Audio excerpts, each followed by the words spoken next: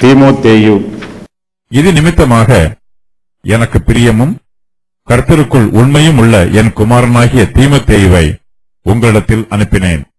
நான் எங்கும் எந்த சபையிலும் போதித்து வருகிற பிரகாரம் கிறிஸ்துவுக்குள்ளான என் நடக்கைகளை அவன் உங்களுக்கு ஞாபகப்படுத்துவான்.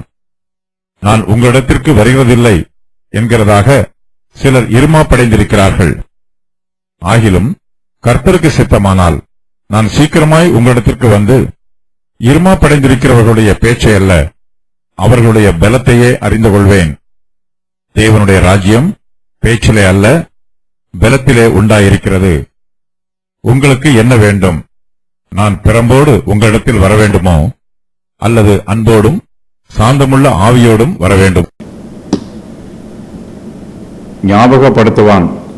இதன் நிமித்தமாக எனக்கு பிரியமும் கர்த்தருக்குள் உண்மையும் உள்ள என் குமாரனாகிய தீமோத்தேயுவை உங்களிடத்தில் அனுப்பினேன்.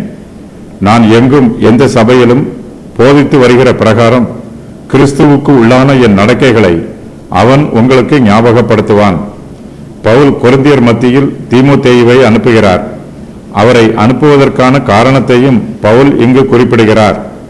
தான் எங்கும் எந்த சபையிலும் போதித்து வருகிற பிரகாரம் கிறிஸ்துவுக்கு உள்ளான தன் நடக்கைகளை தீமோத்தேயு அவர்களுக்கு ஞாபகப்படுத்துவார். விசுவாசிகள் எவ்வளவுதான் நல்ல உபதேசங்களை கேட்டிருந்தாலும் அதை அவர்கள் மறந்து விடுவதற்கு வாய்ப்புள்ளது. ஆகையினால் ஏற்கனவே சொல்லப்பட்ட உபதேசத்தை அடிக்கடி அவர்களுக்கு ஞாபகப்படுத்த வேண்டும். பவுலின் உபதேசம் ஒன்று போல் இருக்கிறது. அவர் ஓரிடத்தில் ஒரு மாதிரியாகவும் வேறொரு இடத்தில் வேறொரு மாதிரியாகவும் போதிக்கவில்லை. ஒரு சபையில் ஒரு உபதேசத்தையும் வேறொரு சபையில் வேறொரு உபதேசத்தையும் பவுல் போதிக்கவில்லை. அவர் எங்கும் எந்த சபையிலும் ஒரே சத்தியத்தையே போதித்து வருகிறார். தான் உபதேசித்த சத்தியத்தின் பிரகாரம் எல்லா வேளையிலும் எல்லா இடங்களிலும் சாட்சியாய் ஜீவித்தும் வருகிறார். கிறிஸ்துவின் சத்தியம் ஒன்றுதான், அது ஒருபோதும் மாறுவதில்லை. ஒரு அப்போஸ்தலர் ஒரு காலத்தில் ஒரு இடத்தில் கிறிஸ்துவின் சத்தியத்தை எப்படி போதித்தாரோ அப்படியே மற்ற அப்போஸ்தலர்களும் தங்களுடைய காலங்களில் தங்களுடைய ஊழிய ஸ்தலங்களில் போதித்து வருகிறார்கள். அப்போஸ்தலர் உபதேசித்த அதே உபதேசத்தை பவுல் எல்லா சபைகளிலும் தன் ஊழிய காலம் முழுவதிலும் போதித்து வருகிறார். பவுல் கொரிந்தியர் மத்தியில் தீமோத்தேயுவை அனுப்புகிறார். தீமோத்தேயுவின் குணாதிசயத்தை பற்றி சொல்லும்போது அவரை தன்னுடைய பிரியமான குமாரன் என்று குறிப்பிடுகிறார். தீமோத்தேயு பவுலுக்கு ஆவிக்குரிய குமாரனாய் இருக்கிறார். அவனைப் போலவே கொரிந்துவில் உள்ள விசுவாசிகள் எல்லோரும் பவுலுக்கு ஆவிக்குரிய பிள்ளைகளாகவே இருக்கிறார்கள். ஒரே தகப்பனுடைய பிள்ளைகளிடத்தில் ஒரே மாதிரியான இருதயம் இருக்க வேண்டும். தீமோத்தேயு கர்த்தருக்குள் உண்மை உள்ளவனாக இருக்கிறார். நம்பிக்கைக்கு பாத்திரமானவர், கர்த்தருக்கு பயப்படுகிறவர். எல்லா ஊழியக்காரர்களும் தீமோத்தேயுவை போல நற்சாட்சி பெற்றிருக்க வேண்டும். ஊழியக்காரர்கள் எல்லோரும் கர்த்தருக்குள் உண்மை உள்ளவர்களாய் இருப்பது மிகவும் அவசியம். நாம் உண்மை உள்ளவர்களாய் இருந்தால்தான் நம்முடைய பிரசங்க செய்தியில் ஜீவன் இருக்கும். உண்மை இருக்கும் இடத்தில்தான் ஆவியானவர் கிரியை நடப்பிப்பார். சத்தியத்தை பிரசங்கிக்கிறவர்களுடைய ஜீவியத்திலும் சத்தியம் இருக்க வேண்டும். தேவனுடைய ராஜ்யம் நான் உங்களிடத்திற்கு வருகிறதில்லை என்கிறதாக சிலர் இருமாப்படைந்திருக்கிறார்கள். ஆகிலும் கர்த்தருக்கு சித்தமானால் நான் சீக்கிரமாய் உங்களிடத்திற்கு வந்து இருமாப்படைந்திருக்கிறவர்களுடைய பேச்சை அல்ல, அவர்களுடைய பலத்தையே அறிந்து கொள்வேன். தேவனுடைய ராஜ்யம் பேச்சிலே அல்ல, பலத்திலே உண்டாயிருக்கிறது.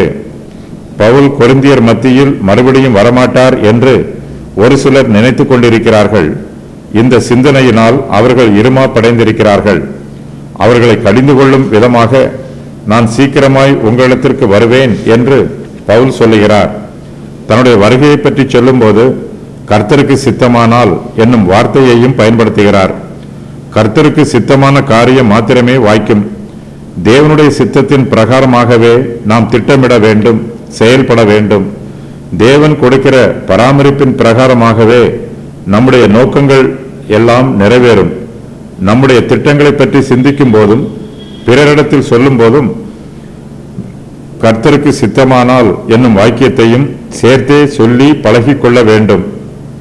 பவுல் கொரிந்தியர் மத்தியில் வரும்போது அங்கு என்ன நடைபெறும் என்பதையும் அவர்களுக்கு எடுத்துச் சொல்லுகிறார். அவர் அங்கு வந்து இருமாப்படைந்திருக்கிறவர்களுடைய பேச்சை அல்ல, அவர்களுடைய பலத்தையே அறிந்து கொள்வார். பவுல் அவர்களை சோதித்து பார்ப்பார். மாய்மாலக்காரரை சோதித்து அவர்களுடைய மாய்மாலத்தை வெளிப்படுத்துவார்.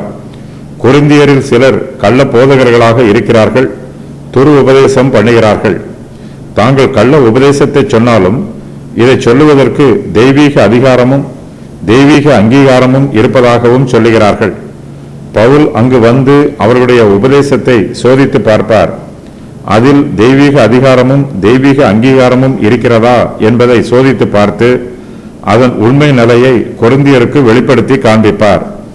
மனுஷர் மத்தியில் அவர்களுடைய உபதேசம் ஆத்தும ரட்சிப்பை உண்டு பண்ணக்கூடியதா என்பதையும் பவுல் சோதித்து பார்ப்பார். ஏனென்றால் தேவனுடைய ராஜ்யம் பேச்சிலே அல்ல, பலத்திலே உண்டாயிருக்கிறது. தெய்வீக சத்தியம் மனுஷருடைய மனதில் பதியும். அது அவர்களுடைய பேச்சிலும் செயலிலும் சுபாவத்திலும் வெளிப்படும்.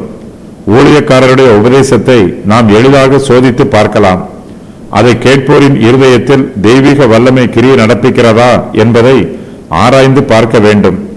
மனுஷருடைய இருதயங்களில் மாற்றம் உண்டாயிருக்கிறதா என்பதையும் ஆராய்ந்து பார்க்க வேண்டும். அவர்களுடைய உபதேசம் மெய்யாகவே தேவனுடைய உபதேசமா என்பதை நிதானித்து பார்க்க வேண்டும்.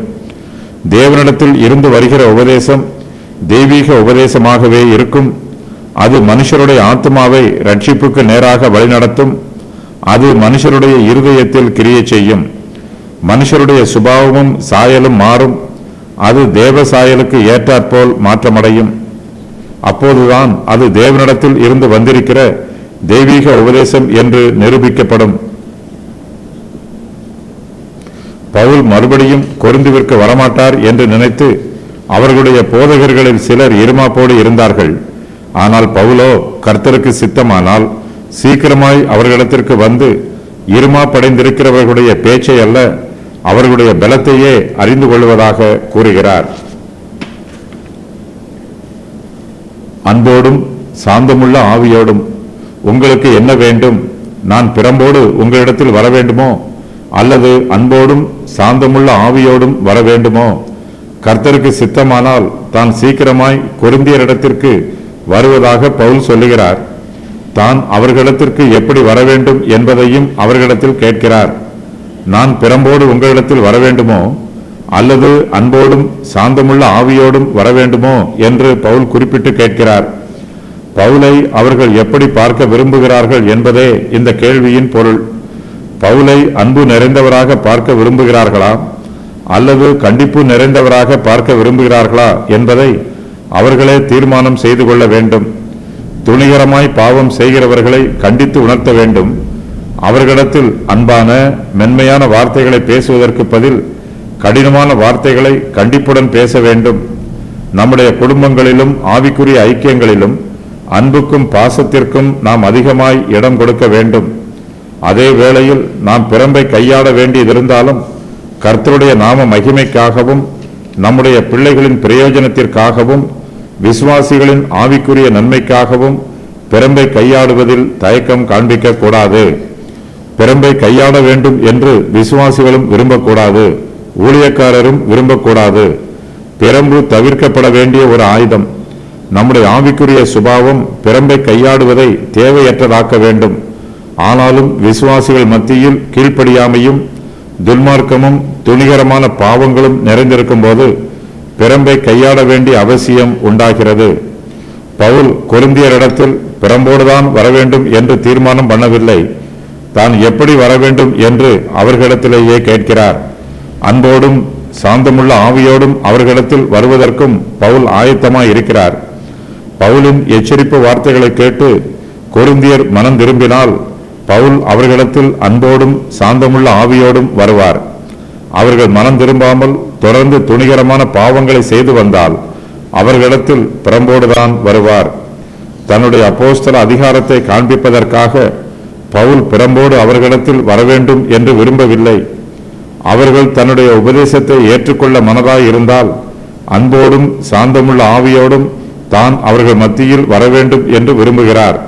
ஆனால் அவர்களுடைய இருதயம் தொடர்ந்து கடினமாய் இருக்கும்போது அவர்களை துன்மார்க்கத்தில் விட்டு விடுவதற்காக பவுல் பிரம்போடு வந்து அவர்களை திருத்த வேண்டும் என்று பவுல் தீர்மானிக்கிறார். ரிப்பீட்.